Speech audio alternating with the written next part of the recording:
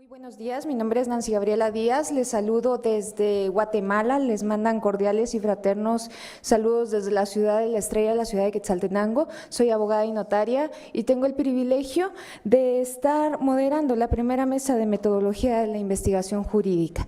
Para no hacer más preámbulo, entramos ya en lo que es la exposición del maestro Ramiro Contreras Acevedo, de quien voy a tener a bien leer una semblanza. El maestro pues proviene de México, de la Universidad de Guadalajara, es doctor en filosofía jurídica y posgrado integral en evaluación y planeación universitaria, investigador titular C, tiene el perfil PRODEP. En nivel 1 es líder del cuerpo académico epistemológico de la epistemología jurídica, ha publicado varios libros, entre ellos La transmisión del conocimiento jurídico, Interpretación y argumentación jurídica en México y la reseña de The Lure of Technocracy de Cambridge Polity Press en Anuario Mexicano de Derecho Internacional 2016. Tiene la palabra, doctor. Muy amable, muchas gracias. Quiero agradecer al instituto, específicamente al doctor Cáceres, por esta, para mí, increíble en cuanto a importancia e iniciativa de lo que significa este evento. Entonces, mil felicidades a todos los que organizan, todos sabemos lo que significa y los trabajos que trae. Y bueno, ¿de qué hablaré? De epistemología jurídica, es decir, cómo se genera el conocimiento jurídico, es decir, específicamente, cómo hacer para elevar la exigencia de justificación específicamente epistémica de las normas y cómo poder probarlo.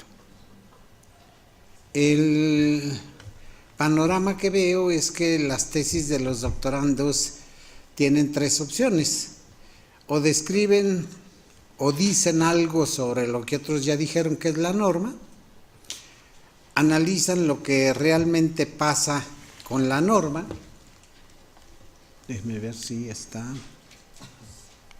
Ese es el mío, creo que no está saliendo el del doctor. Sí, creo que...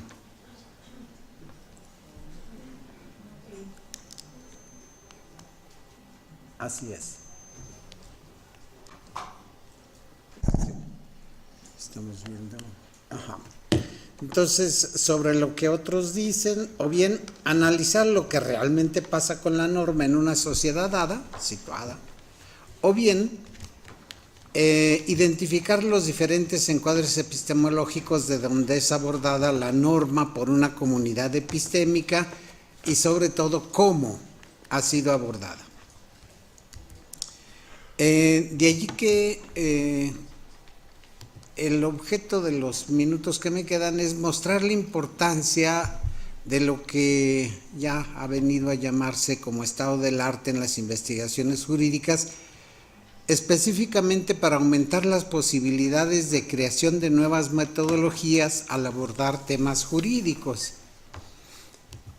¿Qué problemas encuentro y pongo a consideración de ustedes? Realmente, después de tantas tesis doctorales, no hay significativos avances en la teoría jurídica en ámbito latinoamericano. Es duro lo que acabo de decir, pero creo que es cierto. Por un lado. Por otro lado, que lo que ya se ha llamado aquí el efecto Frankenstein, es decir, hacemos una mezcla de encuadres epistemológicos que finalmente castra o hace estéril los nuevos proyectos. Y al hacer, creo que se origina, esto lo amplío no solo a los doctorandos, los trabajos de investigación que hacen los doctorandos, sino a muchos de los trabajos que se publican. Es decir, no se preguntan ni se presentan los encuadres epistemológicos desde donde se hace la aportación que se hace. Por tanto, las preguntas que pongo a su consideración es que si es cierto que los humanos somos procesadores de información y que los encuadres epistemológicos jurídicos son su producto de encuadres epistemológicos jurídicos, filosóficos, y estos son originados como respuesta a concretos intereses, entonces, ¿cómo hacer para que los trabajos que desarrolla la comunidad de expertos no sean lo que llamamos pan de lo mismo, por un lado, y por otro, si sería adecuado que la comunidad de expertos en problemas jurídicos tuviese encuadres epistemológicos diferentes desde donde la comunidad de expertos científicos mundiales tocan sus temas. De estas preguntas,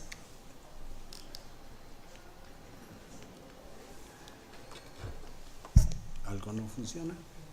Tienes que dirigirlo.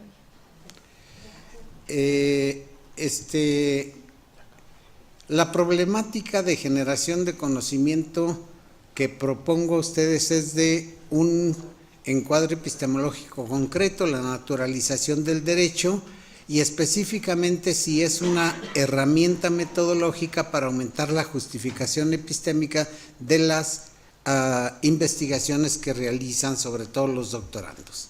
Y para eso la propuesta era examinar en parte los autores clásicos, sobre todo Quine, también sugerir a Sosa finalmente para ver si es posible. De allí que para una discusión sobre los significados de esta propuesta metodológica desde la naturalización del derecho, pudiese ofrecer un encuadre epistemológico interesante para los doctorandos. Se hipotetiza que puede surgir una opción teórica para resolver la pobreza en teoría jurídica en los doctorandos en ámbito latinoamericano.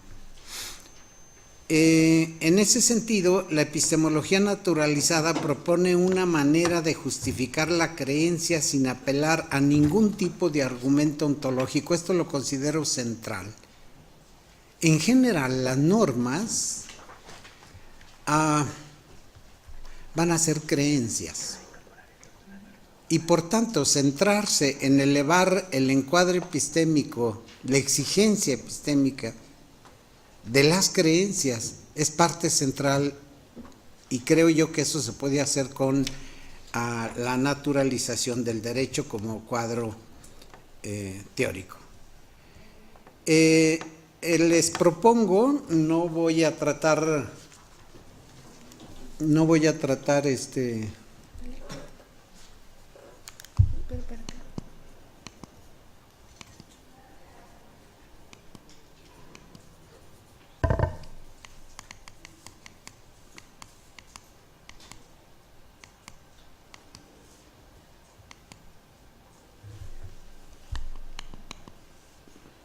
sí, ni lo que sostenía Quine, ni tampoco lo que propone Leiter, ni el punto de vista de Sosa. Esto lo doy por supuesto que ustedes lo conocen. La discusión probablemente pueda ser en distinguir si los encuadres epistemológicos, los estilos de pensamiento, los paradigmas y los modelos teóricos son cosas que ustedes conocen, pero que creo yo que cuando se están haciendo, sobre todo en los trabajos doctorales, se confunde. Y entonces los resultados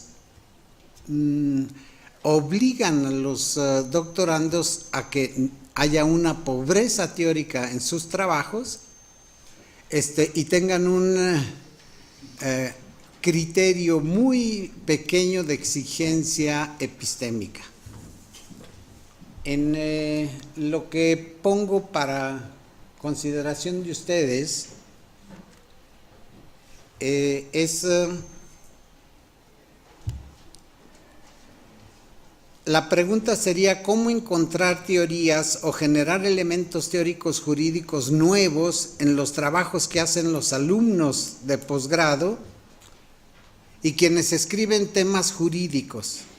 Se hipotetizó en la posibilidad de hacer un encuadre y se hipotetizó que eso sucede porque el estado del arte no se hace bien. Es decir, el estado de arte finalmente creemos que resume lo que se dice, los que dijeron sobre ese tema, pero no se exige ni se es capaz de sacar el encuadre desde donde están trabajando ese tema y por tanto se sigue repitiendo y no hay posibilidades de crear una metodología nueva. El problema es importante para el derecho porque, por un lado, quedamos en una capacidad, en una posibilidad de producción de teoría jurídica nueva muy pobre. Seguimos considerando al derecho como una creencia. No podemos justificarlo. Tenemos que aceptarlo con modelos muy pobres epistemológicamente hablando. Y la propuesta es justamente elevar la exigencia de justificación de las normas. En la teoría modular y algunos alumnos del doctor Cázares han hecho trabajos interesantes como el análisis del Código Nacional de Procedimientos Penales para identificar cuáles son los elementos contraepistémicos en una norma determinada. Creo que esta teoría nos puede ayudar. La ponencia completa la tendrán ustedes. Muchas gracias. Muchas gracias, doctor.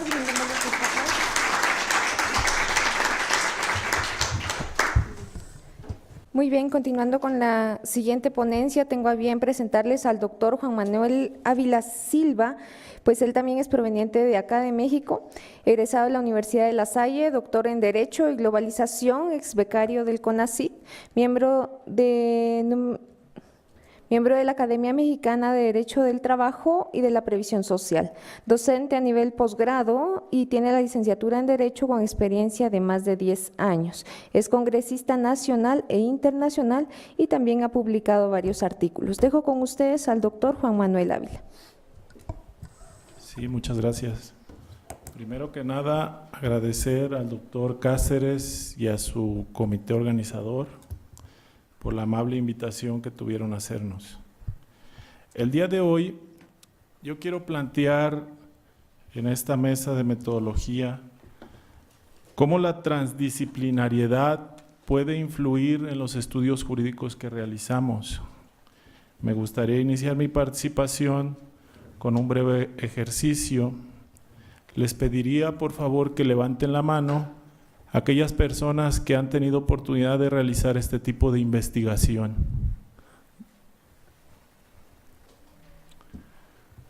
Bueno, entre los asistentes vemos que son un número limitado de personas y esto nos ayuda ¿en qué razón? En explicar por qué la investigación jurídica avanza lentamente. Es decir, la investigación que realizamos aún se suma al positivismo, ¿sí? Estamos anclados en paradigmas de siglo pasado y de mucho tiempo atrás. Por lo que surge la siguiente hipótesis: ¿cuáles serían las ventajas de implementar la metodología transdisciplinaria en los estudios jurídicos? Para esto hay que señalar que el exponente de esta teoría, Basarab Nicolescu, que es un físico rumano, ha desarrollado un manifiesto acerca de la materia. Esta propuesta básicamente se sustenta en la unidad de las disciplinas. ¿Esto qué quiere decir? Que no se ve al derecho como una disciplina aislada a la hora de estudiar un problema social, sino que ésta puede ser realizado el estudio basado en el derecho, en la sociología, en la economía, en la ética, en la política, ¿sí? Lo que va a romper un nuevo paradigma. Lo dice bien Edgar Morin. Los problemas que encontramos hoy en día son muy complejos y la parcelación de las ciencias, de las disciplinas, no alcanzan a resolverlos. ¿Por qué? Porque estos se ven influenciados por un contexto donde convergen varias disciplinas. Es ahí donde cobra importancia esta propuesta metodológica. En la Universidad La Salle de la Ciudad de México, a través del programa rector de investigación, el PRIDI 2014-2016, se está implementando esta nueva forma de hacer investigación. Quiero acotar que estamos iniciando, es decir, tenemos varios límites, todavía nos falta mucho por desarrollar. Sin embargo, dentro de este plan de desarrollo institucional, se señala que se crean los GIDIs, que son grupos de investigación, innovación y desarrollo. Estos grupos de investigación deben de utilizar una metodología transdisciplinar, es decir, por poner un ejemplo, tenemos actualmente un GIDI que desarrolla estudios sobre migración, refugiados y el impacto que tienen estas actividades en las personas. El GIDI está conformado por especialistas en derecho, en economía, en medicina, psicólogos, ¿sí? Se trata de dar una visión transdisciplinaria a un problema para abordarlo desde un contexto social, ¿sí? Buscando dar solución a los problemas complejos que trae hoy en día la globalización, como lo es la migración y la inmigración. Podemos señalar que el derecho contemporáneo debe abrirse a otras ciencias y disciplinas. La transdisciplinariedad es un nivel de integración de las ciencias que se encuentran hasta ahora dispersas a la hora de realizar los estudios. Edgar Morin señala que para rebasar estos problemas que hoy enfrentamos, debemos de unir, ¿sí?, estas ciencias para abordarlos desde un contexto más amplio. Cabe señalar que hoy en día son pocas las instituciones que están transitando a esta nueva forma de hacer investigación. Nosotros lo vemos como un proyecto viable que los resultados los estaríamos exponiendo alrededor de 3 o 5 años. ¿Por qué? Porque los grupos que estamos formando en este momento se encuentran desarrollando las investigaciones.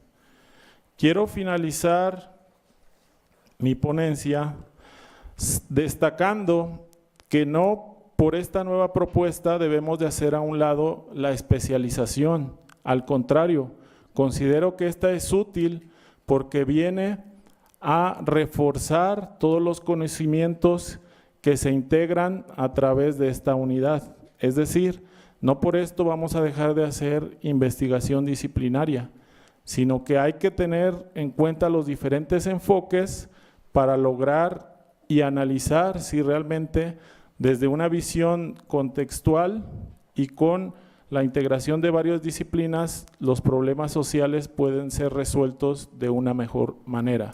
Muchas gracias.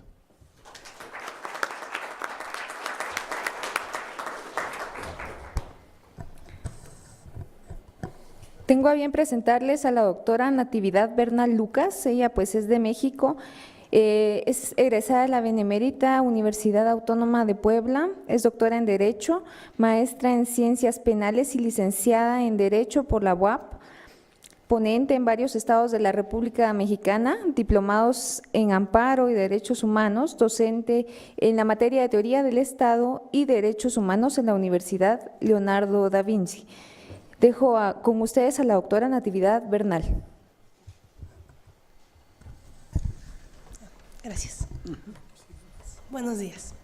La doctora Natividad se disculpa porque está un poco enferma pero me envió su comunicación para darle lectura. Entonces, recursos filosóficos para la investigación jurídica. La epistemología es el estudio del conocimiento y la investigación es la creación de nuevo conocimiento. Por lo tanto, la epistemología es una rama de la filosofía necesaria para evaluar si las investigaciones jurídicas efectivamente cumplen su cometido. Nuestro objetivo es compartir ideas sobre cómo mejorar los trabajos de investigación, usando soportes teóricos derivados de la filosofía del derecho. Proponemos aquí la inclusión de conceptos y herramientas de la epistemología general y de la epistemología jurídica, para plantear, llevar a cabo y evaluar proyectos de investigación en nivel superior, de manera que los alumnos conozcan las operaciones cognitivas y las pruebas de verdad válidas en nuestra área de estudio. El estudio de la epistemología ha atravesado por diversos momentos. La historia nos relata que en la antigua Grecia ya existía una compatibilidad entre religión y la ciencia. Durante la Edad Media, únicamente la teología estaba facultada para decidir qué era conocimiento y qué era verdad. En el Renacimiento aparece la doctrina de la doble verdad de Santo Tomás de Aquino. Se suscitaron diversos cambios sociales y científicos, pero la teología carecía de una filosofía que pudiera servir de intérprete de este tipo de cambios. En los siglos XV y XVI, Kant plantea con toda claridad el problema de conocimiento. La lógica va a ser completamente renovada. Es el derrumbe de la filosofía especulativa. Meyerson adopta el término. En el libro Identidad y Realidad, la epistemología como teoría de la ciencia, distinta a lo que en filosofía especulativa da como teoría del conocimiento. Entonces, a partir de ese momento, se hace necesario distinguir entre una teoría del conocimiento, que podríamos llamar teoría del conocimiento común, y una teoría del conocimiento científico. Esto sería la epistemología. La importancia de incluir a la epistemología y la gnoseología en los planes de estudio de derecho radica en que los alumnos utilicen estas herramientas para mejorar sus habilidades en el campo de la investigación. Como es sabido, es más difícil abordar una investigación cuando no se tiene claro qué es el conocimiento, qué es lo que se puede conocer y con qué métodos contamos para lograr la generación de saberes relevantes. La epistemología, el estudio del conocimiento, tiene sus raíces en episteme, ciencia, y gnosis, conocimiento. La epistemología trata de los problemas planteados por la ciencia. Es un estudio crítico de los principios y de las hipótesis y de los resultados de las diversas ciencias, destinado a determinar su origen lógico, su valor y contenido.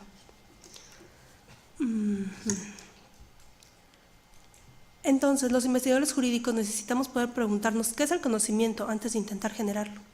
Esta reflexión no debe ser propia de los posgrados de corte más filosófico,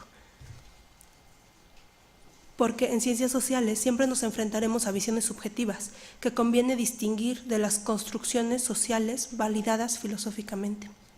No se trata de asumir que existe una verdad única, sino de que todas las visiones que se puedan discutir tengan un sustento metodológico. Cuando pasamos a hablar de metodología, entra en juego también la llamada gnoseología. La epistemología no es una rama de la filosofía fácil de abordar. Además, cada día surgen nuevas formas de estudiarla. Algunos tipos de epistemología que deben de tener presentes un alumno de educación superior son las nuevas epistemologías, así se les conoce a la epistemología emergente, es decir, las nuevas tendencias que se relacionan con el cambio de la sociedad. La epistemología subjetiva, es decir, los procesos de búsqueda de interacción entre el sujeto y el objeto. La epistemología contextualista, que parte de un contexto cultural, actores sociales, creencias, religión y formas de pensamiento. La epistemología jurídica, que aborda los estudios de las mujeres como participantes y actoras sociales. La epistemología social, que reagrupa todas las demás ciencias para explicar a un individuo dentro de una sociedad y que retomó las teorías marxistas. Epistemologías realistas empiristas. Se conoce como la epistemología de testimonio para otras ciencias, como en historia. Epistemología probabilística. Su objetivo central es la veracidad de los hechos a investigar. Y una lista que continúa. Ahora bien, la gnoseología estudia los problemas más allá del conocimiento. Examina la relación entre los elementos esenciales del conocimiento, que son el sujeto y el objeto. Trata los métodos del conocimiento científico. Si la epistemología es la reflexión filosófica sobre la posibilidad, justificación y límites del conocimiento, la gnoseología aborda los diversos caminos que tiene el sujeto para acceder a su objeto de estudio. Es la rama de la filosofía que tiene como objeto el conocimiento propiamente científico. El término proviene del griego gnosis, conocimiento, y logos, ciencia. Gessen, en su obra Teoría del Conocimiento, la denomina teoría general del conocimiento y advierte que como tal es una explicación o interpretación filosófica del conocimiento al que el humano puede acceder científicamente. La gnoseología busca dar cuenta del origen y naturaleza del conocimiento.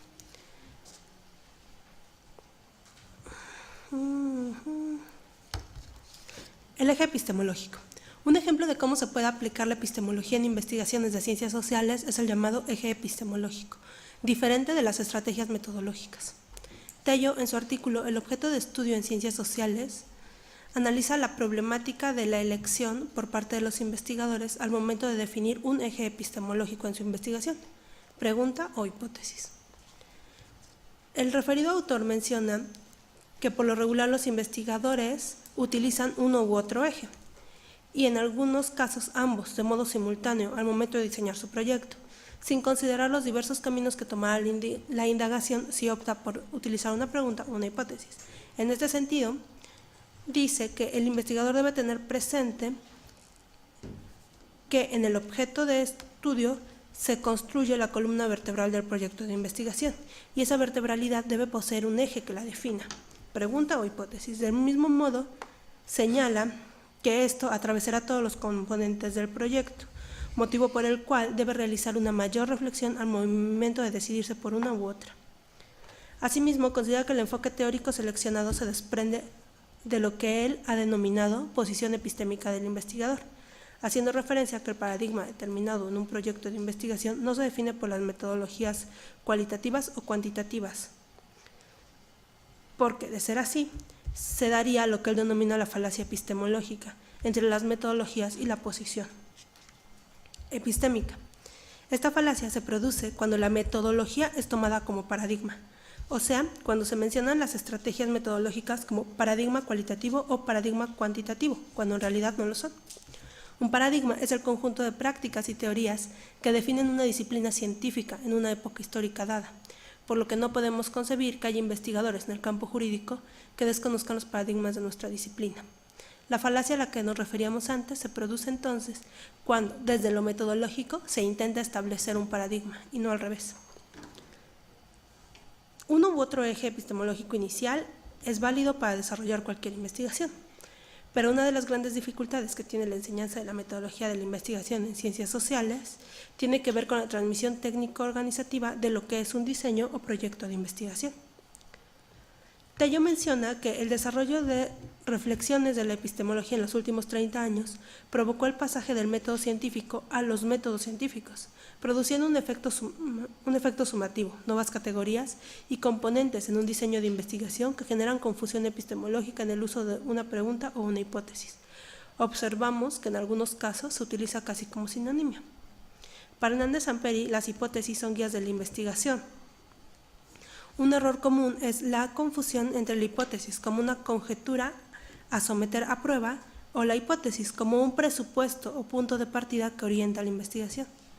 Comúnmente los estudiantes confunden el concepto de presupuesto teórico con el de hipótesis. En las décadas de 1960 y 1970 se produce en los espacios de formación la transmisión conceptual académica de un nuevo eje, la pregunta de investigación. Y se difunde sin considerar que el contexto en el que debe usarse y muchas veces tampoco el sentido común. En fin, el problema de la confusión errónea que se hace de la presentación de hipótesis o pregunta en un proyecto de investigación radica precisamente en su formación y modo de construcción.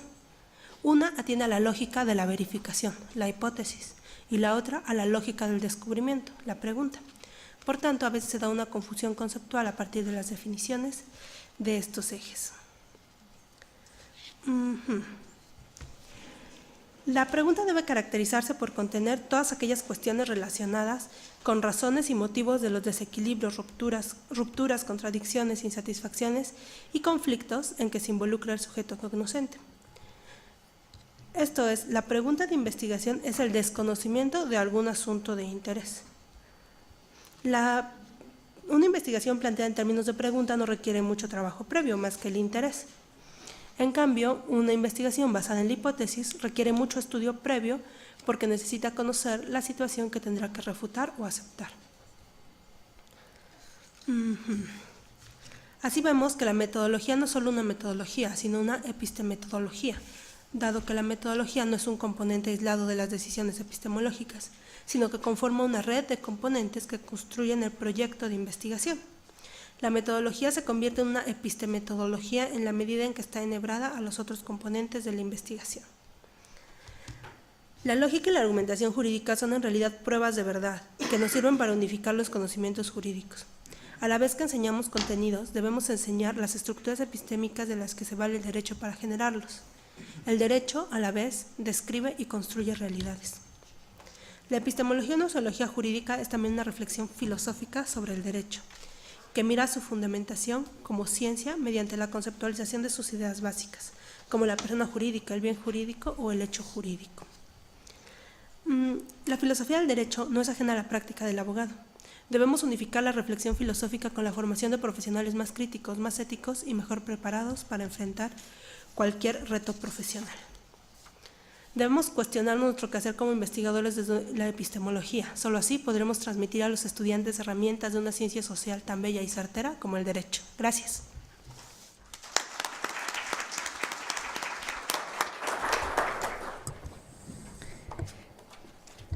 Tengo el agrado de presentarles al doctor Raimundo Pérez Gándara. Él es de acá de México, es sociólogo, jurista y semiólogo. Es profesor de Teoría del Estado, Derecho Electoral, Ciencia Política y Medios Alternos de Solución de Conflictos, es decir, mediación, de Teoría de la Complejidad del Conocimiento, Lectura Fractal del Lenguaje, Semiótica del Discurso Científico y Semiótica del Pensamiento Complejo. Es miembro de la International Sociological Association, miembro de la International Association for Semiotic Studies. Ok, perfecto. Lo dejo en el uso de la palabra. Muy amable. Gracias.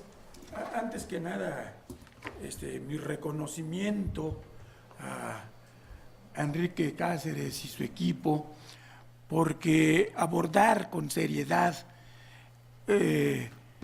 estos problemas de la ciencia, y más en las ciencias sociales o en las humanidades, pues ese es verdaderamente luchar contra auténticos castillos molinos de viento. No es fácil porque es poco grato, poco reconocido y casi siempre lo ven a uno como un apestado. Y de qué cosas trae, qué cosas dice, que no tiene otra cosa que hacer o que pensar. Voy a tocar por lo que a mí se refiere la parte fea por árida de esta cuestión, ya que no es fácil siempre llevar a veces la estructura científica de las ciencias duras a lo que se conoce como ciencias sociales, humanidades, ciencias blandas, etcétera. Cada quien le llama como quiere. Quiero señalarles que mi lectura la hago desde la teoría del caos, la teoría de la fractalidad, la teoría de la borrosidad, el principio de incertidumbre, etcétera, por ese lado, y los pensamientos de Foucault, Derrida y Habermas. Esta proposición está dividida en 3 apartados: la gramatología del lenguaje, el lenguaje figurado o figurativo y la figuración representacional en la ciencia del derecho. Mientras leo para ustedes, les pido que extrapolen lo que yo voy leyendo con lo que va a aparecer en la pantalla. Yo no me voy a referir a lo que hay ahí en la pantalla, tengo el contratexto.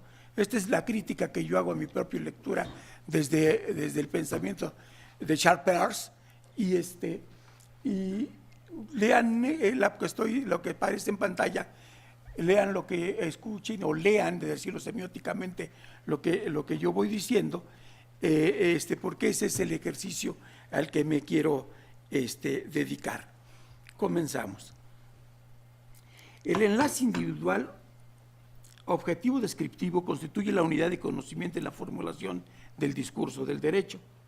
Como ciencia, pues, configura la expresión estética de lo que es, dicho de otra manera, evidencia su propia mismidad, su pertenencia a sí mismo, frente a otras unidades de conocimiento diversas que a su vez son idénticas a sí mismas, aunque refieran también a la misma cosa, como es, por ejemplo, el caso de la sociología jurídica o la historia del derecho, la filosofía del derecho. Si esto es así, el lenguaje científico del derecho es semánticamente abierto y de corte simbólico, sin que ello implique un psicologismo pragmático. Esto es, cuando el derecho se dice a sí mismo, hace uso deliberado del lenguaje común, mismo que se manifieste en la lectura, siempre más allá de una mera expresión inocua.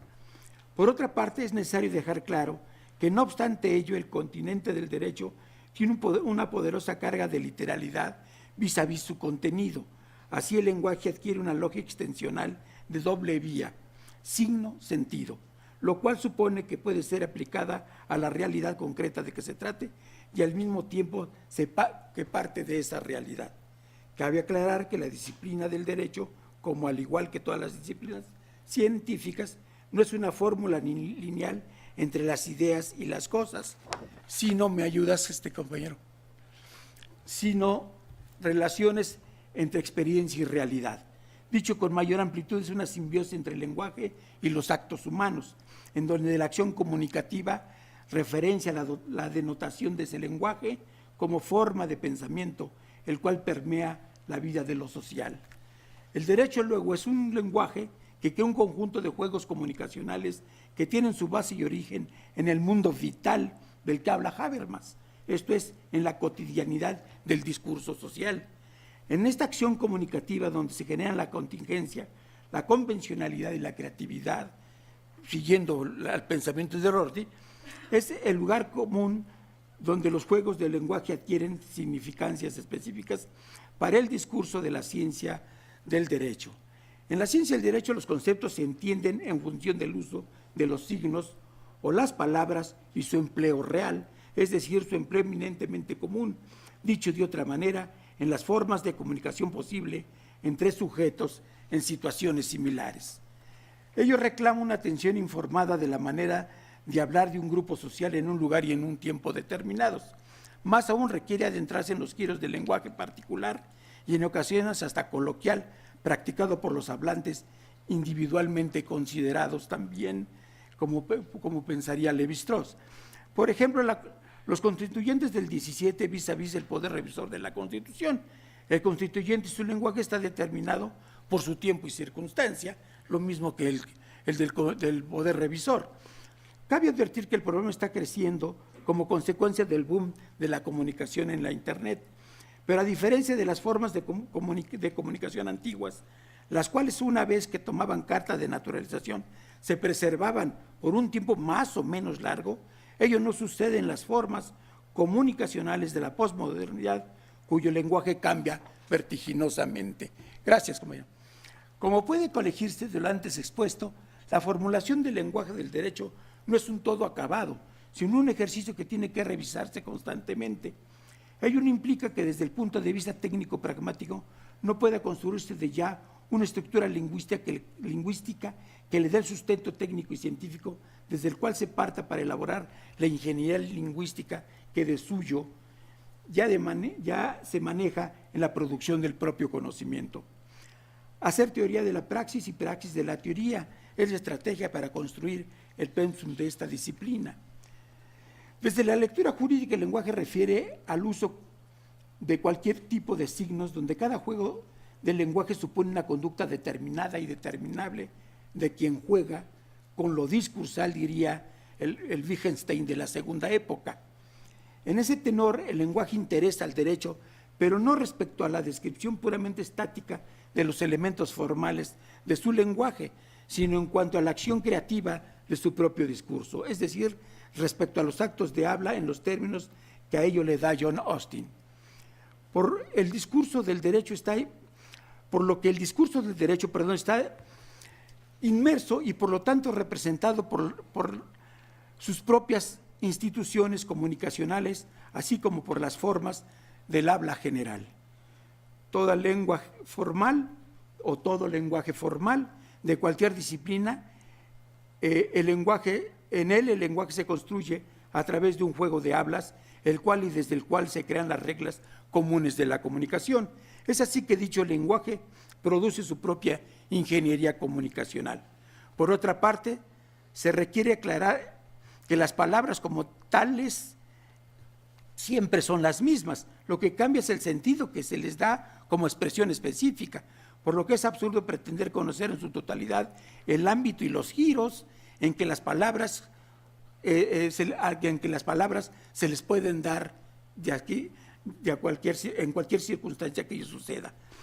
De la necesidad de crear conocimiento deriva la elaboración de un repertorio de vocabulario, según los fines que se pretenda, pero que sin que ello implique, posibilidad de construir un metavocabulario que de algún modo haga posible llegar al dominio de todos los usos de ese vocabulario, por lo que resulta innecesario catalogar todos los usos de los que pudiera llamarse la experiencia del derecho como ciencia.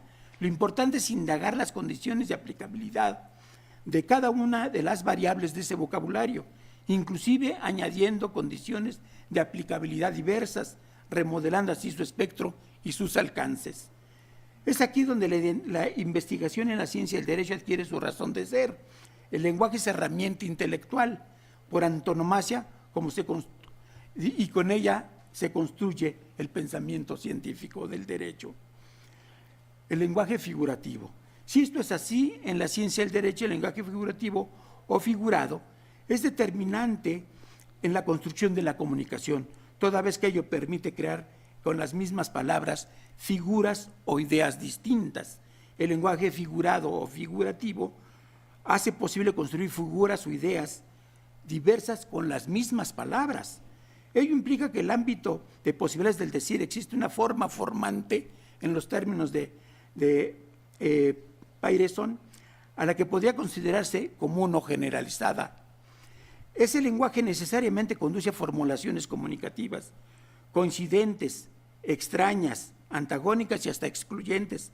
Estas formulaciones se manifiestan como un lenguaje ajeno, como un discurso meramente cerrado, no apto para la ortodoxia. Sin embargo, para seguir con el pensamiento de Habermas, desde la propuesta no lineal de la comunicación, es un recurso legítimo de lectura, mejor dicho, un ejercicio que tiene su propia validez, no solo para el que lo emite, sino para quien lo lee, leer en el sentido semiótico del término.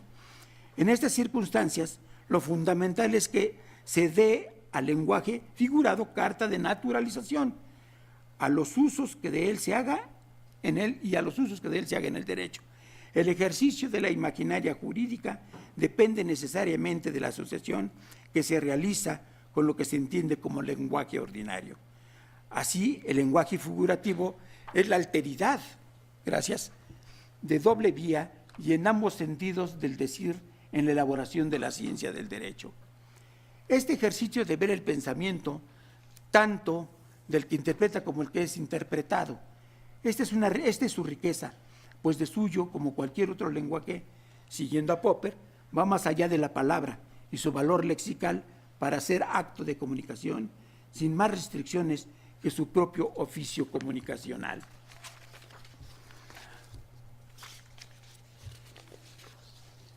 El lenguaje del derecho no está ligado necesariamente al objeto de conocimiento de manera unívoca y lineal, por lo que para leer lo jurídico es necesario acudir a la figuración representacional.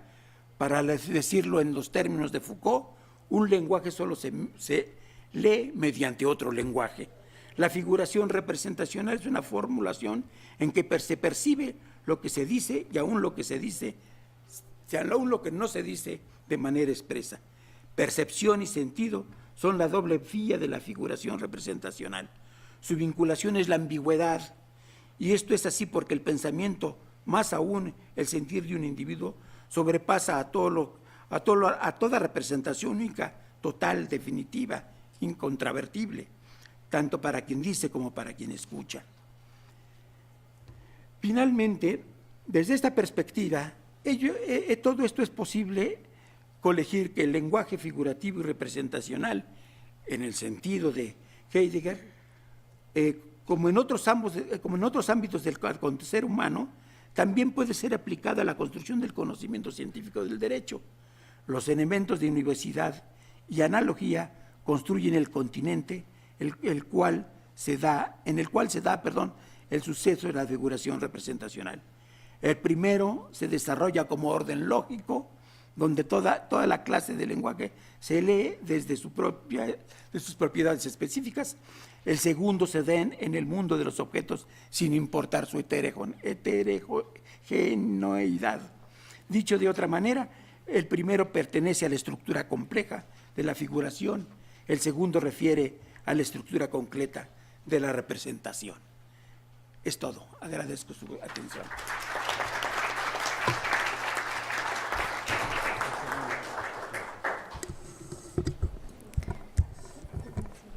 Les voy a presentar al doctor Alberto Abad Ávila Suárez. Él también es de México, del Instituto de Investigaciones Jurídicas de la UNAM.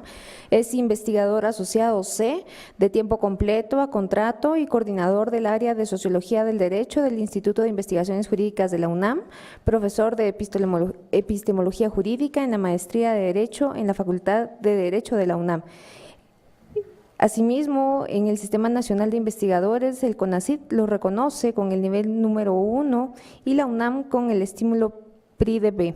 Es doctor en Derecho con mención honorífica por el Instituto de Investigaciones Jurídicas de la UNAM. Es maestro en Derecho con mención honorífica y licenciado en Derecho por la Facultad de Derecho de la UNAM. Queda con ustedes el doctor Ávila. Muchas gracias. ¿Me podría decir cuánto tiempo tengo? 10 minutos. Tiene 10 minutos. 10 minutos. Ok, bueno, lo hacemos muy breve.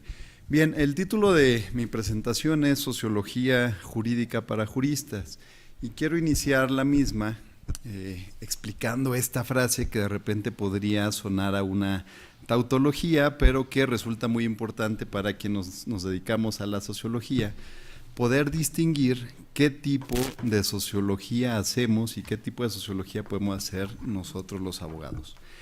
Según el profesor Héctor Fix-Fierro, en la sociología del derecho tendríamos dos tipos de sociología. Una sociología sociológica del derecho y una sociología jurídica del derecho.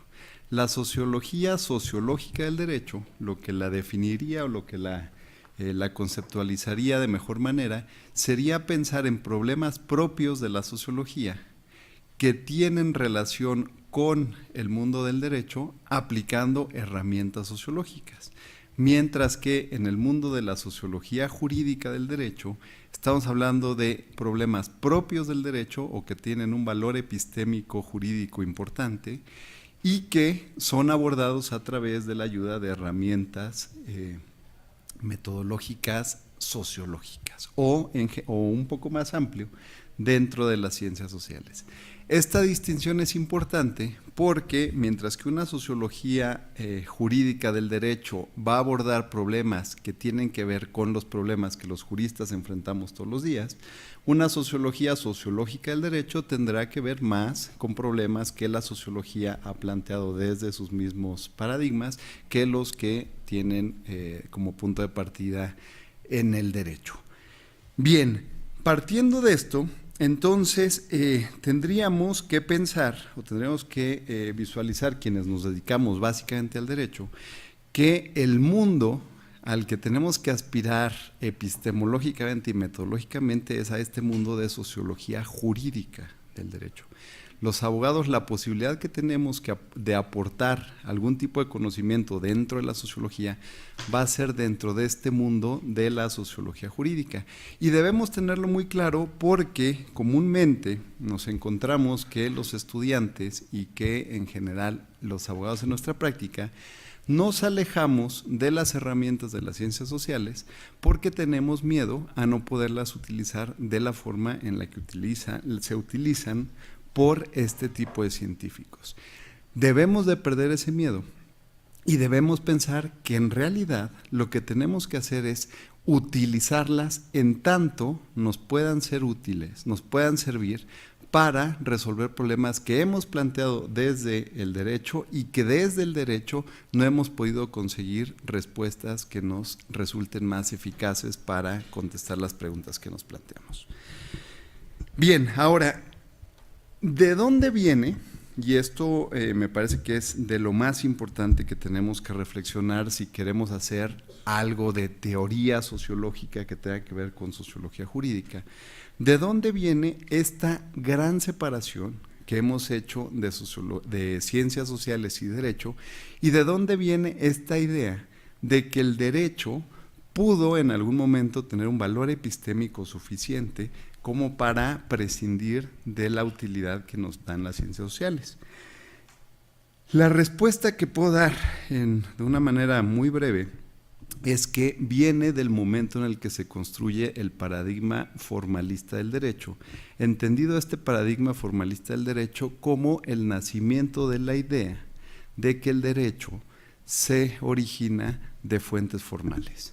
Esta idea de que el derecho se origina de fuentes formales es una idea que no tiene mucho tiempo, es una idea que tiene algo más de 200 años y es una idea que viene de cuando las sociedades intentamos generar nuevas formas de visualizar al poder y decidimos que un principio, que en su momento le llamamos principio de supremacía constitucional, que un principio nos serviría para establecer la normatividad y cierto tipo de reglas que tienen formalidad en su creación como la manera máxima de organizar a la sociedad frente a nuestra idea previa del derecho, que nuestra idea previa del derecho por mucho tiempo en cualquier sociedad había sido como una manera de resolver conflictos que no necesariamente venía de una predefinición de fuentes formales. Cuando convertimos entonces al derecho a la formalidad, cuando convertimos entonces al derecho a algo que surge de fuentes formales, entonces alejamos a este derecho de la sociedad, alejamos a este derecho de su participación dentro de la sociedad y lo tratamos de convertir en un mundo aparte, al cual además la ciencia jurídica le dedica bastantes años a tratar de explicar su autonomía y su valor independiente de las demás ciencias sociales como ciencia propia. Pero les digo que este momento solamente dura 200 años. La construcción del formalismo en el derecho la podemos ubicar aquí porque incluso, por ejemplo, en derechos más tradicionales como el derecho romano, la idea de principios jamás fue universal. Por ejemplo, no alcanzaba esta idea de generalidad en el derecho, sino la idea de principios en el derecho romano se refería específicamente a cierto tipo de circunstancias, un poco parecida a la idea de precedentes, que no es la idea de formalidad que alcanzan después los principios ya en un momento de suscripción de tratados. Por otro lado, cierto tipo de formalismos verbales, y ahora hablando de actos performativos, y John Austin, despierta un poco más esta reflexión, cierto tipo de actos, cierto tipo de formalidades que existieron en el derecho desde mucho tiempo atrás, en donde, por ejemplo, tú, si querías comparecer ante un órgano en el derecho romano, tenías que formular cierto tipo de lenguaje, y si no cumplías con ese tipo de lenguaje, tu posición como abogado no era válida. Ese tipo de formalismos se fueron convirtiendo también como una parte importante de este derecho racional formalista que se genera hace poco más de 200 años.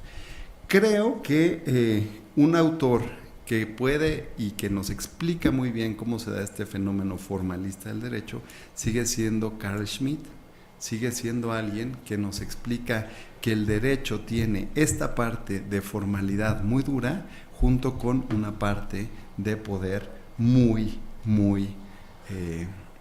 dura también, muy presente en esta construcción de un derecho mucho más formal y mucho más orientado a organizar a la sociedad que a resolver conflictos como tradicionalmente lo había hecho.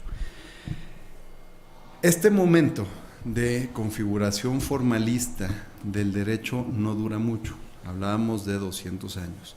Empieza a tener una decadencia fuerte a partir de las críticas marxistas del siglo XIX, donde señalan que el derecho como tal solamente es categoría dentro del capitalismo, y con las críticas realistas dentro del mismo, dentro de uno de los núcleos paradigmáticos de la construcción formal del derecho, como es la realidad norteamericana, en donde son los mismos jueces quienes critican la posibilidad de que ellos sean solamente la boca de la ley y por el contrario llegan a decir que realmente un juez tiene la posibilidad de resolver conforme a lo que él considere o ella considere suficiente.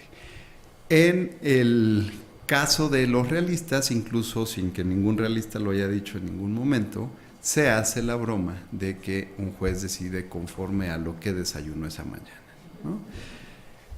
Lo que nos muestra pues las debilidades que tiene esta noción de un derecho que se crea mediante fuentes formales, un derecho que puede ser estudiado por sí mismo, un derecho que no requiere de hacer referencia a la realidad y por el contrario nos abre la puerta otra vez a eliminar esta pretensión de formalismo y de unidad epistemológica del derecho y nos permite entonces volver a pensar en un derecho que está mucho más integrado dentro de la sociedad y mucho más integrado a distintas disciplinas.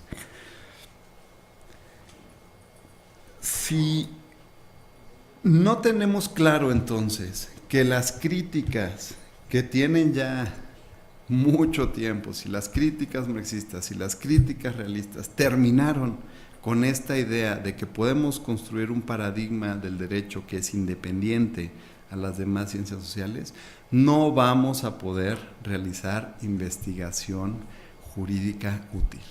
Me parece que seguimos entonces en ese mundo dándonos vuelta a argumentos que nosotros mismos construimos y no alcanzamos a visualizar las posibilidades del derecho que nos da en muchas áreas. Ahora mismo el expositor anterior nos hablaba, por ejemplo, de la probabilidad de estudiar el derecho como un discurso, de la probabilidad de estudiar el derecho como comunicación, y si no incorporamos esa idea de que el derecho no son fuentes formales, sino que el derecho es algo que tiene una relación mayor con la sociedad, por ejemplo, no alcanzamos a ver entonces la riqueza de una propuesta como la que acabamos de escuchar, en donde el derecho se convierte en comunicación.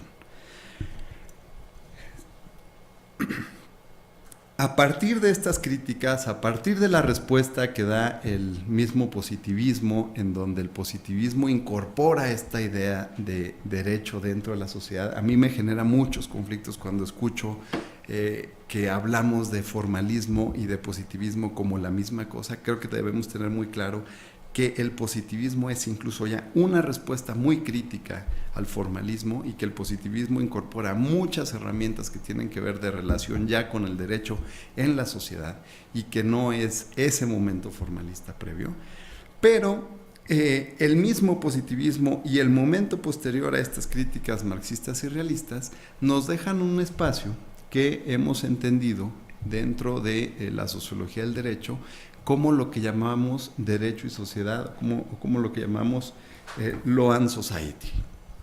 ¿Qué es esto? Un espacio no muy bien definido, en donde prácticamente funciona como un, vamos a decirlo así, un Montessori, ¿no? Cada quien se acerca, cada quien trata de utilizar metodologías, de innovar a su manera, y no somos dogmáticos y no somos... a veces pienso que tampoco somos suficientemente críticos para lo que está sucediendo en ese espacio, porque es un espacio de mucha experimentación metodológica y de mucha innovación. Ese espacio, Law and Society, ese espacio de derecho y sociedad, se ha conformado quizá en los últimos 50 años como el espacio en donde se están dando estas reflexiones entre derecho y sociedad, y en donde no solamente la sociología, sino muchas otras disciplinas de las ciencias sociales, yendo desde disciplinas muy duras como la economía hasta disciplinas bastante más flexibles como la antropología o la psicología, se ha planteado utilizar herramientas de las mismas para estudiar el fenómeno jurídico. El espacio, como les digo, de Law and Society, en donde por los últimos 50 años hemos reflexionado estos problemas, creo que si quiere fortalecerse, si quiere dar respuestas que sean mucho más precisas, mucho más certeras, mucho más innovadoras, pero en un sentido más eficiente, más pragmático, tiene que retomar o tiene que revincular el valor epistémico del derecho porque en muchas ocasiones es un espacio que se carga más hacia la sociología sociológica o hacia una visión más de las ciencias sociales que hacia tener claros, tener bien planteadas las preguntas que podemos hacer observando el fenómeno jurídico. Me parece que eso le está faltando al espacio de derecho y sociedad. Me parece que mayor precisión en el análisis del campo jurídico hace falta. Y muchas veces, y es algo que a mí me genera un poco de sorpresa porque lo escuchas de gente muy seria, muchas veces la respuesta que obtenemos es, si queremos darle mayor valor epistémico al derecho, tendremos entonces una menor participación de gente que venga de las ciencias sociales. Pues sí, pero no podemos decir mucho si no conocemos bien el área jurídica. No podemos decir mucho si no conocemos ese sistema que estamos abordando. Y no podemos abordarlo con fragilidad metodológica, fragilidad conceptual, si no tenemos claro de qué estamos hablando. Entonces, en general, creo que este espacio que, como les digo, se creó un poco en un momento Montessori o en una idea de mucha mayor libertad, tenemos que irlo reduciendo y tenemos que empezar a tomar al derecho mucho más en serio en su valor epistemológico. Quiero terminar con esta reflexión. Creo que esta idea de darle mayor valor epistemológico al derecho dentro del movimiento de derecho y sociedad, de terminar para siempre ya con esta visión formalista dentro de la ciencia jurídica del derecho, son básicas para que en el futuro podamos seguir haciendo labor importante. Por lo menos es la idea que tenemos en la coordinación del área de Sociología del Derecho del Instituto, y esto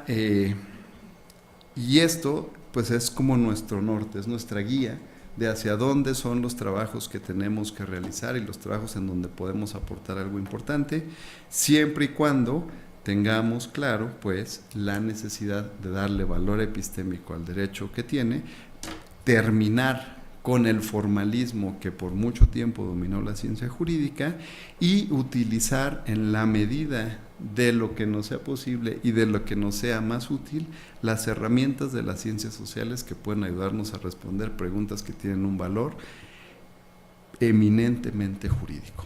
Con eso terminaría. Muchas gracias.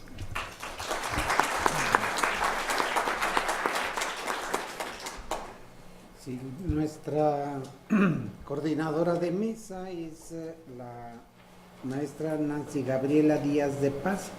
Ella es abogada y notaria, licenciada en Ciencias Jurídicas y Sociales, maestrante del posgrado en Derecho Tributario, investigadora de la Dirección General de Investigaciones de la Universidad de San Carlos de Guatemala y investigadora y docente del Centro Universitario de Occidente de la Universidad de San Carlos de Guatemala. Gracias, doctor. Pues, en primer lugar, agradecer al doctor Enrique Cáceres Nieto por la invitación, asimismo también por la coordinación de espacios tan enriquecedores como este. Gracias, doctor.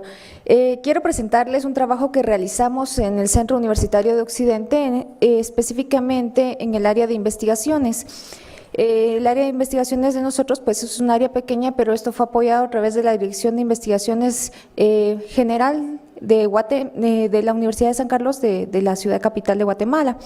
Resulta ser de que, pues partiendo de ciertas situaciones, nos dimos cuenta de que existen problemas que han sido desatendidos y por eso es que titulamos, bueno, esto es parte de ya los resultados de nuestra investigación, el título es Secuestro de los mejores momentos de la vida afectiva y sentimental, ¿qué es la violencia contra la mujer?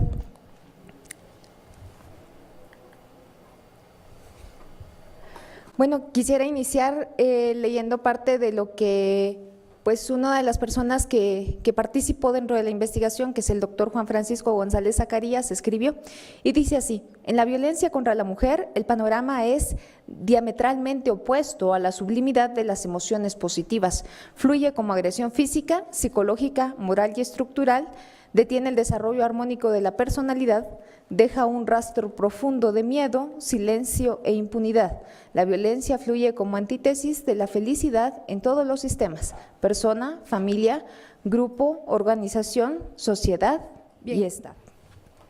Quisiera comentarles, haciendo una breve, así pequeñísima introducción al problema investigado, resulta ser que la violencia contra la mujer en Guatemala pues ha sido uno de los temas más fuertes que ha venido dándose pues desde el transcurso de los tiempos. El problema es el área, bueno, más que todo el área rural. Nosotros poseemos pues creo que es una población multiétnica, pluricultural y multilingüe, donde pues existen muchos sectores que viven en el área rural y donde pues el problema de violencia contra la mujer pues se ha dado de una forma permanente, perenne y bastante fuerte. Antes de 2008, la violencia contra la mujer únicamente era catalogada como violencia intrafamiliar, es decir, por ejemplo, una persona venía y golpeaba a su esposa y lo metían preso y a los 2 días llegaba la señora y decía, bueno, mire, pobrecito, que no, que es el padre de mis hijos, que saque lo que aquí por allá, y salía, ¿verdad? Porque únicamente era violencia intrafamiliar. A partir del año 2008 se crea una nueva ley, que es la ley de femicidio y otras formas de violencia contra la mujer, donde se crean delitos que son delitos como el femicidio, donde ya tiene una pena establecida, la muerte de una fémina sobre ciertas situaciones especiales. Se crean delitos como la violencia contra la mujer en su manifestación física, psicológica, sexual, económica, que son situaciones bastante buenas, y pues también se reconocen ciertos ámbitos, el ámbito privado, que es el que se da pues desde una persona que es parte de la familia, un tío, un primo, el papá, el esposo, el hermano, también los convivientes, el ex conviviente, el novio, el exnovio, ese es el ámbito privado, y también un ámbito público donde podemos encontrar, por ejemplo, compañeros de trabajo, el mismo jefe, que pues pueden generar algún tipo de violencia contra la mujer. Lamentablemente, pues como les comentaba, pues nuestra cultura de violencia y machismo, y bueno, surge una situación. Resulta ser que a partir del año 2008 pues nos damos cuenta de que pues ya las mujeres podían estar poniendo denuncias de violencia contra la mujer y podían ser atendidas de una mejor forma, pero resulta ser de que empezamos a ver de que como ahora se daban cuenta de que no podían sacar al esposo, porque les quiero comentar, antes podían sacar al esposo porque pues el delito era menos grave y pues tenían la posibilidad de que la acción era dependiente, bueno, en este caso era acción privada, significa que la misma persona perseguía el delito, pero acá hacen una reforma, hacen un cambio, y esta nueva ley que entra en 2008 genera que pues toda esta acción, todos estos delitos van a ser de acción pública, y por ser de acción pública significa de que la parte pues únicamente va a ser víctima, la agraviada únicamente va a ser la víctima solamente va a ser agraviada, puede ser parte en el proceso, pero ya no puede venir y decir, mire, pobrecito, sáquelo, porque pues la acción se traslada al Ministerio Público, es parte del Estado y ya no puede de ninguna manera venir y generarse pues algún tipo de renuncia o algún tipo de desestimación del proceso por otras situaciones atendientes a la víctima. Entonces nos llama la atención de que hay una estadística en Guatemala donde pues empezamos a ver de que hay un abandono repentino de estos procesos por las víctimas.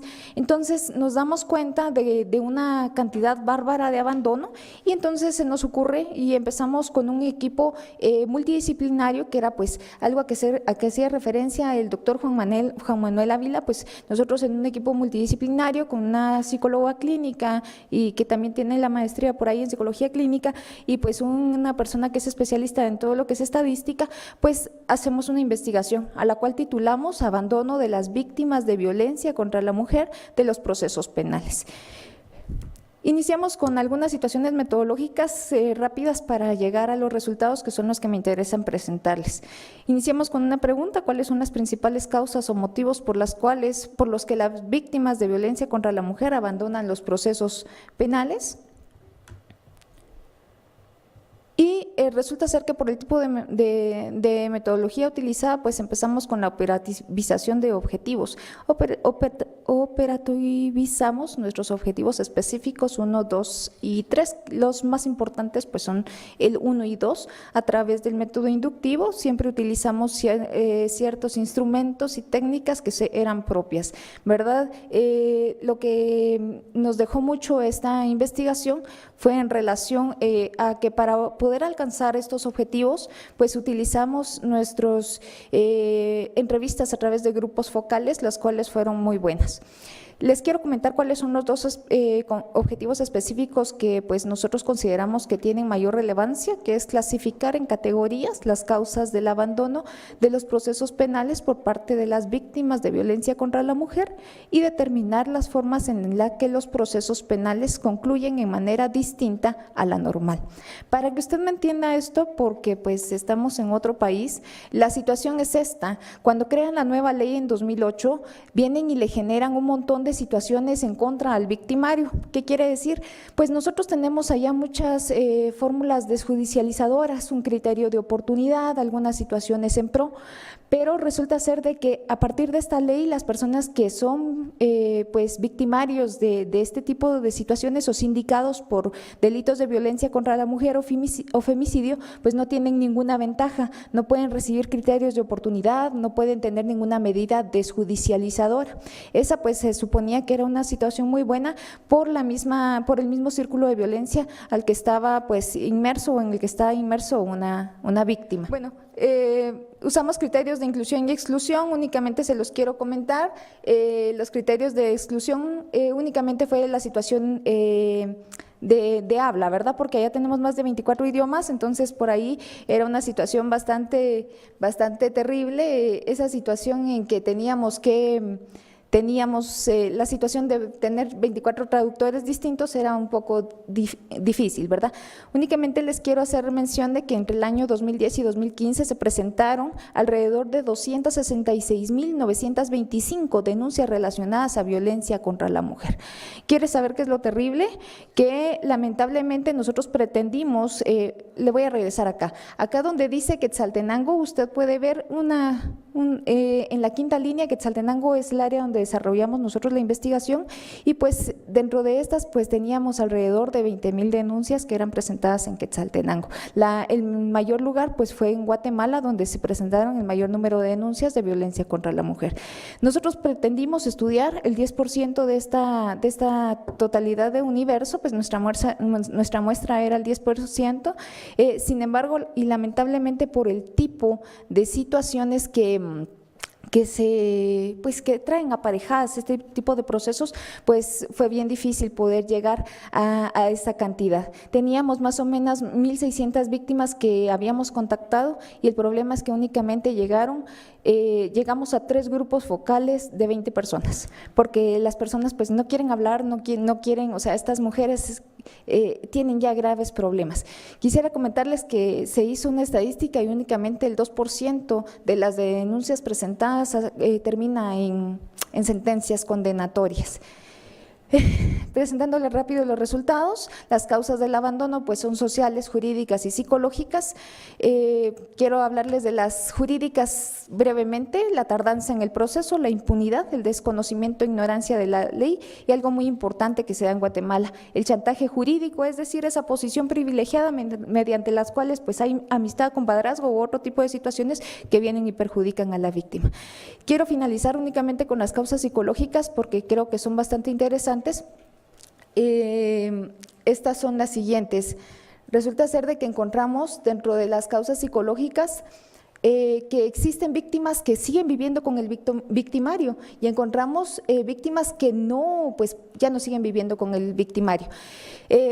La baja autoestima, nosotros le denominamos sin fuerzas de nada, la intimidación o amenazas, el miedo o rechazo a los hijos, el chantaje emocional por parte de la familia, la impotencia, el aislamiento y el sentimiento de vergüenza y culpabilidad. Entre las que siguen viviendo con la pareja, pues tienen una interiorización del machismo, una subordinación o dependencia y un sometimiento de la pareja, aceptación de la violencia mientras los hijos estén bien, aunque ellas no, y la creencia mágica de que él cambiará y la vergüenza a quedarse solas. Me fascinaría seguirles hablando de todo este tema que es buenísimo, pero únicamente quisiera comentarles que lamentablemente nosotros consideramos que pues las situaciones jurídicas y reales pues siempre caben dentro de la misma situación.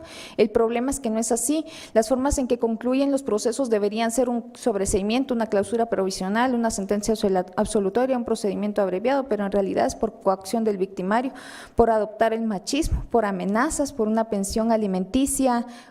Muchas veces que ellas dicen, bueno, si está preso ya no me va a pasar una pensión alimenticia, por mantener apariencias también ocurre, por no destruir su hogar, por falta de recursos y por chantaje jurídico.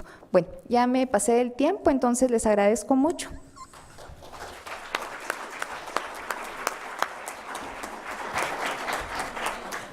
Muy bien, tenemos tiempo entonces ahora para el lapso de preguntas. Si me hicieran favor, si pueden ustedes levantar la mano y nosotros le vamos a dar la palabra, pueden ustedes hacer la pregunta a quienes ustedes quieran de los ponentes de esta mesa.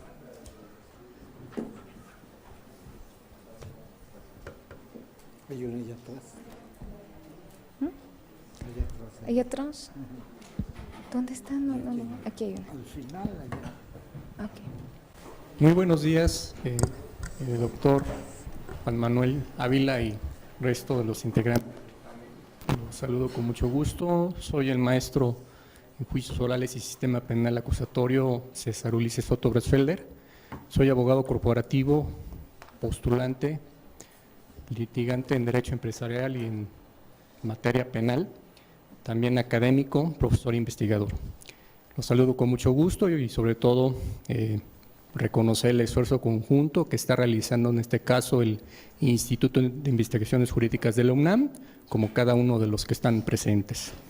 Aquí la pregunta concreta y retomando, doctor Juan Manuel Ávila, precisamente hablando del paradigma, yo me refiero mucho en mi caso en la práctica profesional y académica, también como litigante en oralidad penal, al científico y filósofo Thomas Kuhn, que precisamente nos establecía un paradigma, es decir, para poder conocer un determinado aspecto del conocimiento humano, se establecen reglas y principios que obviamente se encuentran evidenciados y que de una manera fijan un conocimiento, ¿verdad?, de la realidad.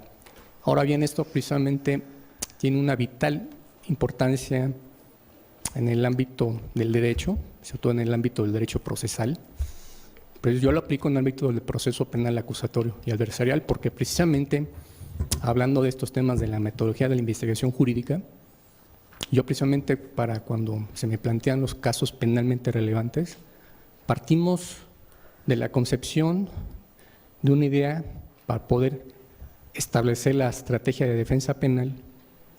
Tenemos esta metodología, esta técnica jurídica que es el diseño estratégico de la teoría del caso, que precisamente obedece a estos criterios, a estos principios, porque precisamente la teoría del caso va a ser nuestra herramienta, nuestra guía, nuestro norte, que nos va a dar una idea central, una estrategia que parte precisamente de una tesis y luego se va a transformar en una hipótesis. Que claro, esto va a concurrir en forma simultánea de otras disciplinas del conocimiento humano. Entonces, es aquí de una manera donde vemos cómo en el caso se aplican estos conocimientos ligados a la metodología de la investigación. Yo creo que de aquí, precisamente de esta mesa, de este panel, podemos extraer valiosas herramientas, valiosas ideas que precisamente en la realidad, en el ámbito académico, se dificulta mucho, sobre todo al investigador, porque a veces hay un enorme divorcio, le digo yo así, en la práctica procesal, porque una cosa es ser postulante y otra cosa es ser investigador. Yo, en mi caso, afortunadamente en este momento, en forma simultánea desempeño esas tres actividades. Y claro, la idea es aquí poder ligar y sobre todo proyectar este conocimiento y sobre todo este conocimiento difundirlo, que es la importancia de aquí de la ciencia jurídica procesal, ¿verdad? Y sobre todo la metodología de investigación. Muchas gracias.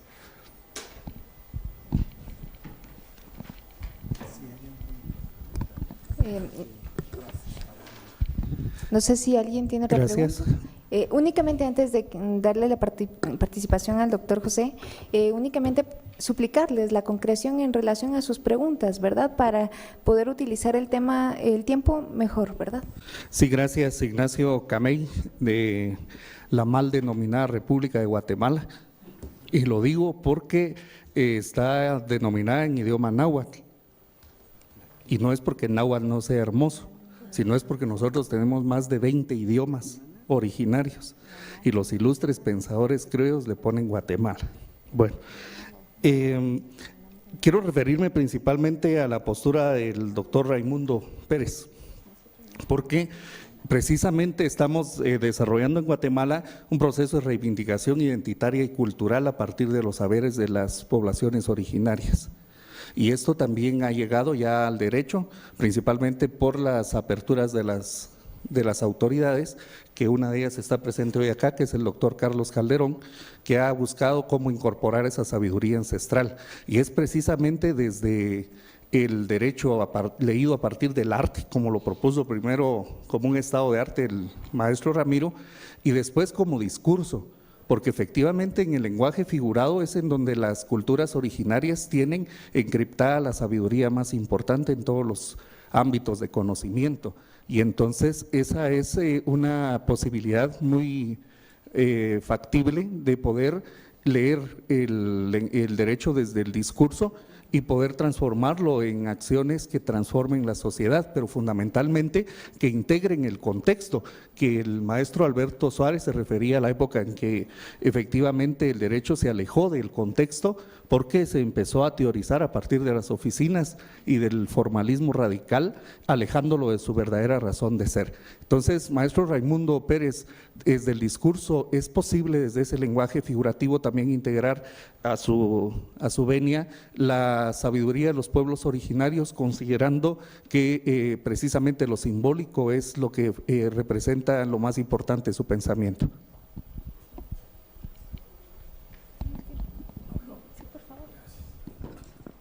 Bien, compañero, le agradezco mucho su propuesta, porque acaba usted de hacer que crezca mi discusión. No la había yo tocado, ¿eh? Lo que usted dice no es por ahí, pero hoy aprendí eso, que también se puede ver por ahí la lectura. De ahí que toda investigación esté abierta, nunca se puede cerrar. Eso es imposible, una idea lleva a otra idea hasta el infinito. Y las palabras, bueno, es importante conocerlas en su significado y en su significante. Dice Octavio Paz, no sabemos dónde empieza el mal, si en las palabras o en las cosas, pero cuando las palabras se corrompen, el sentido de nuestros actos se vuelve incierto, porque las palabras se apoyan en las cosas y viceversa, en corriente alterna, dice su Paz. Efectivamente, es válida la pregunta, y además muy interesante, porque cuando yo hablo de comunicación, estoy tocando que las palabras, hay una comunicación en el discurso mismo, texto, contexto y contexto, insecuencia, subsecuencia y consecuencia. Siempre se van a dar esas expresiones. Las palabras dicen cosas, de ahí lo que comentaba hace un momento de Paz, dicen cosas y una palabra lleva a la otra. Por poner un ejemplo muy baladí, pero que creo que deja bien la idea, es cuando leemos que dice por ahí, por una parte, y seguimos leyendo y leyendo, y luego nos regresamos. ¿Por qué? Porque es que debiera de haber exigido y por la otra, y nunca aparece.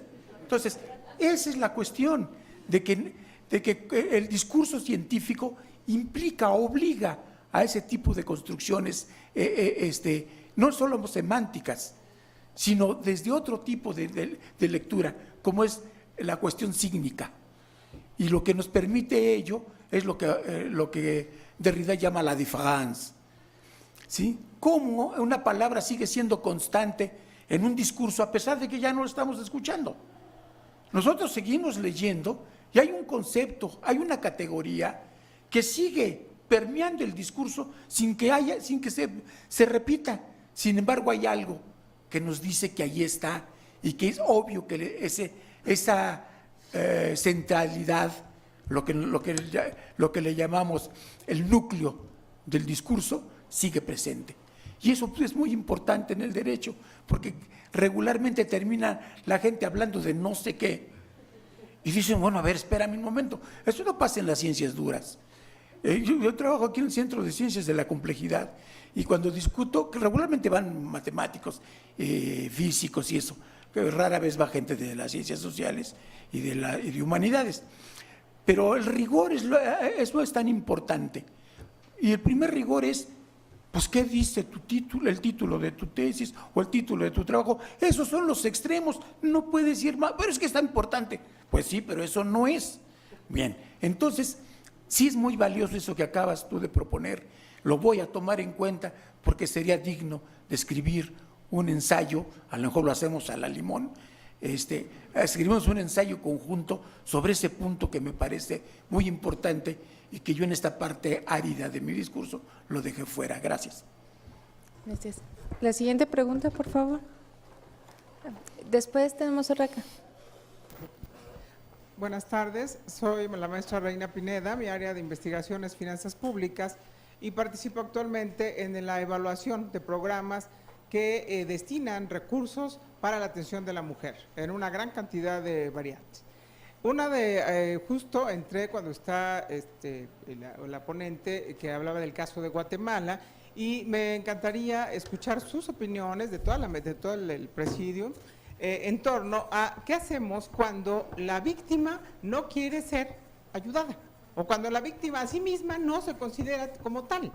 Y entonces, no importa cuántos programas desde el gobierno federal se canalicen y se aseguren recursos para esos programas, cuando se hace la evaluación y resulta que de los 43 programas que tenemos y que tienen recursos asignados cada ejercicio fiscal, solamente 3 programas son los que se ejecutan o los que se llevan a cabo en un 30 a un 40%.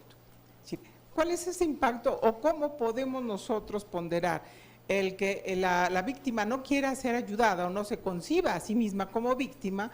¿Qué hacemos con los programas que desde el gobierno, algunos porque se ponen de moda, ¿sí? El feminicidio, la igualdad de género, la madre soltera, etcétera, etcétera, y todos requieren y se les asigna dinero en cada ejercicio fiscal? No importa qué tan mal evaluados salgan, los programas siguen ahí porque se trata de apoyar a la mujer que es víctima de N número de circunstancias. Gracias.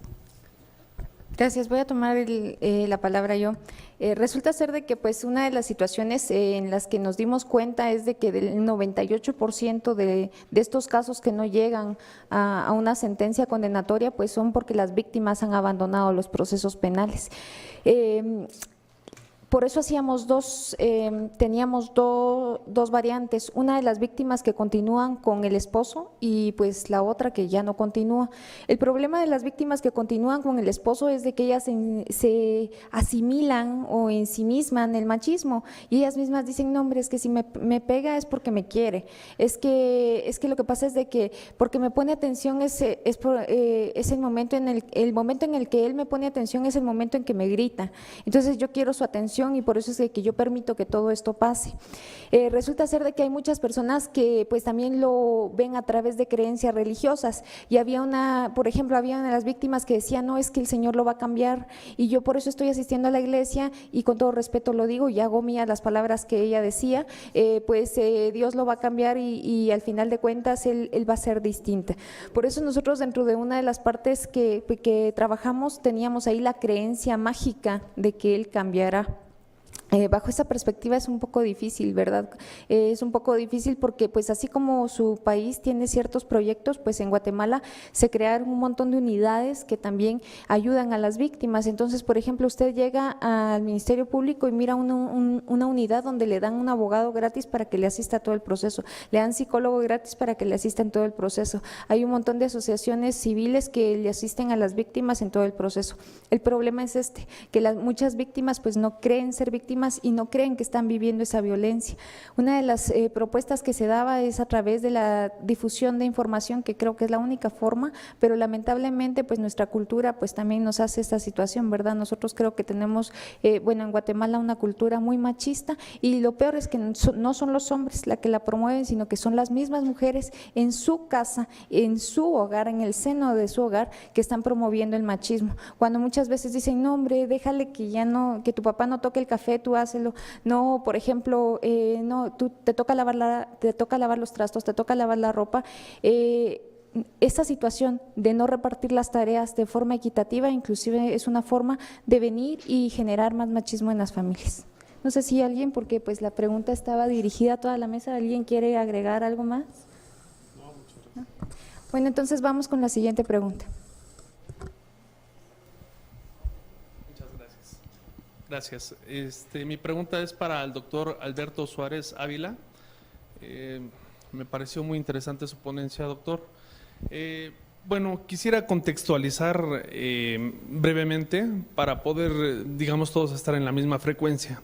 Históricamente la sociología se ha caracterizado por ser una ciencia que se estudia a partir de la observación, desde Auguste Comte, de Max Weber, de Durkheim, en oposición con la ciencia jurídica, que es principalmente activa. Dentro de la licenciatura vemos que se toca de manera muy somera, muy superficial, estos temas de sociología que trascienden. Doctor, la pregunta en concreto sería la siguiente: ¿cuál sería la forma que usted podría proponernos para poder conciliar estas dos ciencias que intrínsecamente se encuentran vinculadas? Que es una forma de verlo, que no se pueden separar, una nos lleva a la otra, pero pues por su propia naturaleza, como lo acabo de exponer, se encuentran en polos opuestos. Profesor. Sí, gracias. Una respuesta muy breve sería observación participante. O sea, sería una manera muy sencilla de responder a esto. Si tú quieres poder aportar algo utilizando métodos sociológicos que tiene que ver con el fenómeno jurídico, una manera muy sencilla sería observación participante. Pero quiero ir un poco más profundo a tu pregunta, porque yo no estaría de acuerdo en que exista esa diferencia epistemológica tan fuerte entre la sociología y el derecho. Yo pensaría que si bien la sociología muchas veces lo que hace es invitarnos a prender el dron, alejarnos de la cotidianidad de los problemas jurídicos y podernos ver a cierta distancia de manera mucho más sistemática, eso no implica que tengamos que separarnos o que tengamos que olvidarnos de toda la disciplina jurídica. O sea, creo que podemos verlo a la misma distancia, pero manteniendo conceptos jurídicos, que creo que es lo que nos llevaría, y aquí es un tema muy importante, nos llevaría a no pensar que sociología es solo Marx, que solo es Durkheim, que solo es Weber, ¿no? Sino pensar que hay sociología jurídica, que hay sociología de ya sociólogos que han pensado esto para el derecho, para estos temas mucho más específicos, y que no necesariamente son de esta teoría sociológica muy general. O sea, al día de hoy Bourdieu, Habermas, Luhmann nos han aportado mucho de teoría sociológica, pero también hay sociólogos del derecho mucho más precisos, o sea, en México los tenemos, o sea, gente que ha trabajado desde la sociología el tema jurídico mucho más preciso, que no necesariamente nos obliga como a tener que jalar de distintos mundos, sino que ya hay conformaciones metodológicas que han pensado a la sociología jurídica, pero ya como una, no quisiera decir disciplina, porque les hablaba de este mundo un poco Montessori, pero sí como un espacio de generación de conocimiento, ¿no? Entonces, yo iría un poco en contra de la idea de que están tan divididas y pensaría que más bien se ha trabajado en generar metodologías e ideas de sociología jurídica en donde ya están mucho más integradas las ideas de derecho junto con las ideas de ciencias sociales, no hablando más en general. Muy bien, no sé si tenemos alguna pregunta más. Vamos con la última pregunta. Claro, tendríamos como 2 escuelas como muy desarrolladas. En primer lugar tendríamos la escuela crítica, ¿no? Entonces tendríamos como a Óscar Correas, tendríamos como toda esa línea de la revista Crítica del Derecho, y después tendríamos otra línea que yo pensaría que es como, digamos, más Loan Society, que sería Fix Fierro, sería López Ayllón, José Antonio Caballero, hasta el ministro Cosío lo puedes meter ahí, ¿no? O sea, una línea mucho más Loan Society. La otra es una línea mucho más dentro de la crítica. Bien, pues tengo el agrado de entregar las presentes constancias. La constancia dice así: otorgan la presente constancia por su participación en el segundo Congreso Internacional en Metodología de la Investigación y Enseñanza, realizado los días 8, 9 y 10 de noviembre de 2017, por Mi Raza Hablará al Espíritu, Ciudad Universitaria, Ciudad de México, noviembre de 2017. Aparece la firma ilegible del doctor Pedro Salazar Urgarte y del doctor Enrique Cáceres Nieto. Al doctor Ramiro Contreras Acevedo. Muchas gracias. Al doctor Juan Manuel Ávila Silva.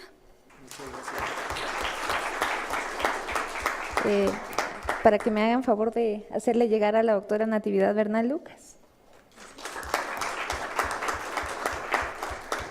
Al doctor Raimundo Pérez Gándara. Al doctor Alberto Abad Ávila Suárez. Y por supuesto también a la doctora Nancy Gabriela Díaz de la Paz. Gracias.